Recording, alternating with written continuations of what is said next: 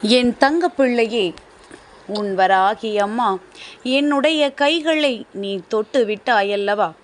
என் தங்கமே, அம்மாவின் கைகளை தொடுகின்ற பாக்கியம் உனக்கு கிடைத்திருக்கிறது என்றால் நிச்சயமாக இந்த தாயானவள் உன்னுடைய கைகளில் நீ வேண்டிய ஒன்றை கொடுக்கப் போகிறாள் என்று அர்த்தம். என் தங்கமே, ஒவ்வொரு நாளும் இந்த வாழ்க்கையை பற்றி சிந்தனை உனக்குள் வரும்பொழுதெல்லாம் இதை பற்றி சிந்திக்காமல் இருக்கலாம். சிந்திக்க சிந்திக்க மனதிற்குள் வேதனைகளும் வலிகளும் தான் அதிகமாக வருகின்றது என்று என் பிள்ளை நீ நினைக்கின்றாய் அல்லவா? பொதுவாகவே சில பிரச்சனைகளை பற்றி சிந்திக்காமல் தட்டி கழித்து விடத்தான் என் பிள்ளை நீ நினைக்கின்றாய். அப்படியானால் நீ பிரச்சனைகளை கண்டு பயம் கொள்கின்றாயா? பிரச்சனைகளை கண்டு ஓடி ஒதுங்க நினைக்கின்றாயா? என் தங்கமே, அப்படியெல்லாம் செய்யாமல் உன்னுடைய வாழ்க்கையை பற்றிய எண்ணங்களை முதலில் நீ சில நிமிடங்கள் தெளிவாக சிந்தித்து பார்க்க வேண்டும். எதற்காக இந்த வாழ்க்கையில் உனக்கு இப்படியெல்லாம் நடந்து கொண்டிருக்கின்றது? இதனால் உன் வாழ்க்கையில் என்னென்ன விஷயங்கள் நடக்கின்றது என்பதையெல்லாம் நீ உணர வேண்டும். எதையுமே சிந்திக்காமல் என்ன நடக்கிறது என்பதனை புரிந்து கொள்ளாமல் நீயே இந்த வாழ்க்கையை வெறுப்பது முறையல்ல. என் பிள்ளையே, வாழ்க்கை என்றால் என்ன? உனக்கென்று அழகாக கொடுக்கப்பட்டது. அதில் சந்தோஷங்களை தேட வேண்டியது உன்னுடைய பொறுப்பல்லவா? என் பிள்ளையே, இன்னொருவர் நம்மோடு இருந்தால்தான் நமக்கு சந்தோஷம் கிடைக்கும் என்று நீ நினைக்காதே. உன்னுடைய சந்தோஷம் உனக்குள் இருக்கின்றது. நீ நினைத்தால் நிச்சயமாக அதை உனக்குள்ளேயே உன்னால் தேடி வெளியில் கொண்டு வர முடியும். அதை விடுத்து இவர்கள் பேசினால்தான் சந்தோஷம், அவர்கள் நம்மோடு பழகினால்தான் சந்தோஷம் என்று மற்றவர்களை பற்றியெல்லாம் என் குழந்தை நீ சிந்தித்து கொண்டிருக்காமல் உன்னுடைய சந்தோஷம் நீ தனிமையில் இருந்தாலும் அது உனக்கானது என்பதனை நீ புரிந்து கொண்டால் போதும். என் தங்கமே, நீ எப்பொழுதெல்லாம் இந்த வாழ்க்கையின் மீது அதிக அன்பு கொண்டு மற்றவர்களின் மீது நம்பிக்கை வைக்கின்றாயோ அப்பொழுதெல்லாம் அதிக ஏமாற்றத்தை தழுவியது உண்மை. நான் அதை மறுக்கவில்லை. வாழ்க்கையில் உனக்கு ஏமாற்றங்களே கிடைக்கவில்லை என்று அம்மா ஒரு பொழுதும் சொல்ல மாட்டேன். ஆனால் நீ ஏமாந்தது எந்த இடத்தில் என்று ஒரு நொடி சிந்தித்து பார்த்தால் நிச்சயமாக அம்மா ஏன் இத்தனை ஆணித்தரமாக நம்மிடம் பேசிக்கொண்டிருக்கின்றாள்? நாம் அனுபவித்த வேதனைகளை தெரிந்திருந்தும் நம்மிடம் இத்தனை சாதாரணமாக பேசிக்கொண்டிருக்கிறாளே என்பதை நீ புரிந்து கொள்வாய். தகுதி இல்லாத இடத்தில் சென்று நீ ஏமாந்திருக்கின்றாய். என் தங்கமே, இங்கே எப்படி ஒவ்வொருவரின் வாழ்க்கையும் மாறுகின்றது தெரியுமா? உண்மையான அன்பு வைக்க தெரிந்தவர்கள் தீயவர்களிடமும், உண்மையில் அன்பு வைக்க தெரியாதவர்கள் நல்லவர்களிடத்திலும் சென்று மாட்டுகின்றார்கள். இப்படித்தான் வாழ்க்கை என்பது எதிர்மறையாக மாறிவிடுகின்றது.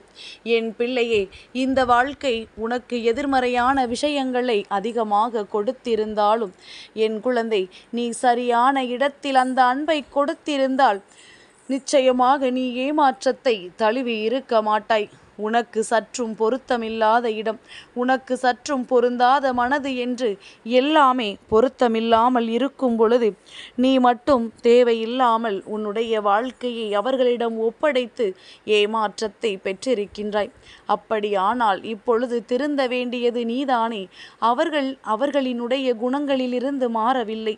அவர்களுக்கு மற்றவர்களை ஏமாற்றி பிழைப்பது ஒன்றே வாழ்க்கையாக இருக்கும் பொழுது அவர்களை ஒரு நாளும் மாற்றிவிட முடியாது.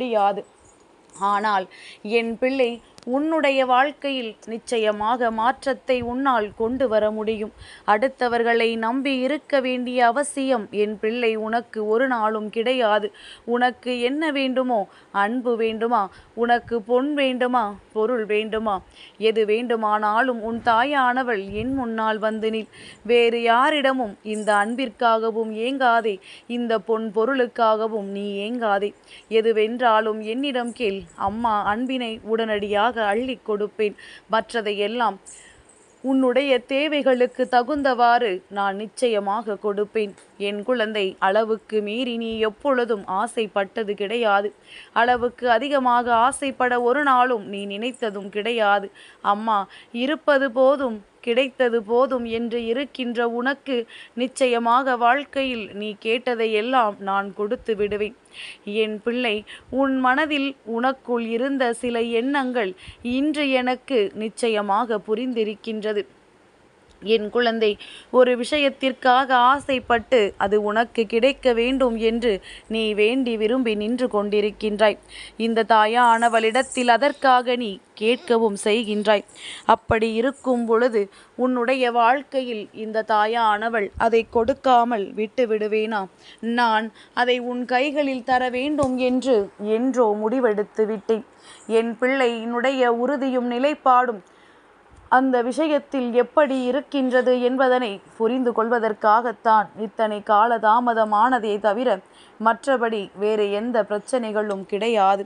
அதனால் நீ எல்லாவற்றையும் பெறுவதற்கு தகுதியோடு இருக்கின்றாய் என்பதனை புரிந்து கொண்டால் போதும்.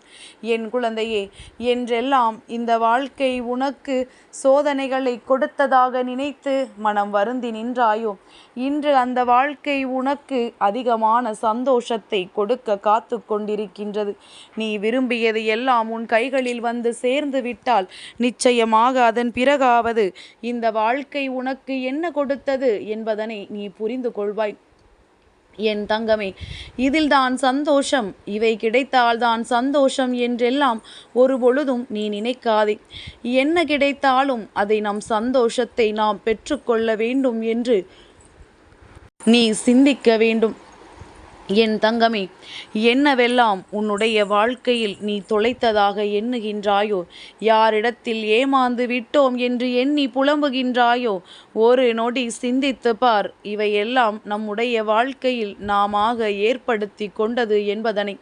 என் தங்கமே, எல்லோராலும் இந்த வாழ்க்கையில் அத்தனை சுலபமாக நாம் அனுபவித்த வேதனையில் இருந்து மீண்டு வந்துவிட முடியாது. ஆனால் உன்னால் நிச்சயமாக முடியும். ஏனென்றால் நீ இந்த வராகியினுடைய பிள்ளை அல்லவா? இந்த தாயானவளின் அன்பினை பெற்ற குழந்தை அல்லவா? உன்னால் நிச்சயமாக இந்த வேதனையிலும் இருந்தும் சோதனையிலும் இருந்தும் மீண்டு வர முடியும். அதற்கான வலிமையை உனக்கு நான் நிச்சயமாக கொடுத்திருக்கின்றேன். என் குழந்தை, இந்த வாழ்க்கை உனக்கு என்ன விஷயங்களை கொடுத்தது, என்ன விஷயங்களை உன்னிடம் இருந்து எடுத்தது என்பதை பற்றி நீ யோசிப்பதை முதலில் நிறுத்திவிட்டு இனி எல்லாமே உன் வாழ்க்கையில் உனக்காக நிம்மதியாக இருப்பதற்காக கிடைக்கப் போவது என்பதை புரிந்து கொள். யார் உன்னை தேடி வந்தாலும் அவர்களை ஏற்றுக்கொள்.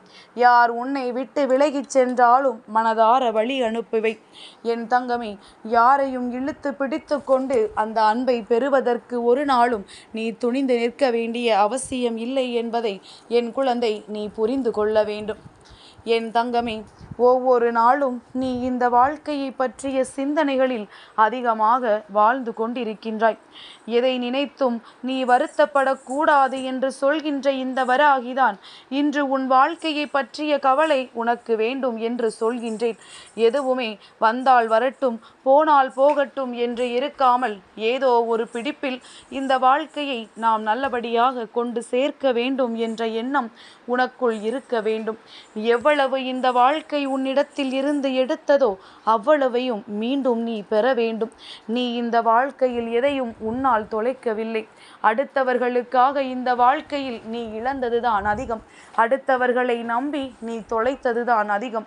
அதனால் இனியும் இந்த வாழ்க்கையில் எதையும் தொலைக்க வேண்டாம், எதையும் இழக்கவும் வேண்டாம் என்பதில் என் பிள்ளை நீ தெளிவாக இருந்து விட்டாலே போதும். இனி என்றுமே இந்த வாழ்க்கையில் உனக்கான சந்தோஷத்தை நான் மீட்டு உன் கைகளில் கொண்டு வந்து கெடுப்பேன். எது வேண்டும் என்று என் முன்னால் நின்று கதறினாயோ, என் பிள்ளை எதை வேண்டும் என்று என் முன்னால் கையேந்தி நின்றாயோ, அதை நான் உன் மனம் மகிழும்படி உன் கைகளில் கொண்டு வந்து ஒப்படைக்கின்றேன். என் பிள்ளை, எனக்கு தேவை உன்னுடைய சந்தோஷம். இதை என்றென்றைக்கும் இந்த வராகியானவள் உன்னிடத்தில் சொல்லிக் கொண்டேதான் இருக்கின்றேன்.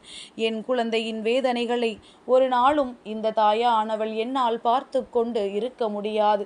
எப்படியேனும் உன்னை வாழ்க்கையில் நான் ஒரு நாள் நல்ல நிலைக்கு கொண்டு வந்து விடுவேன் என்ற உறுதி வாக்கினை கொடுத்து கொண்டேதான் இருக்கின்றேன்.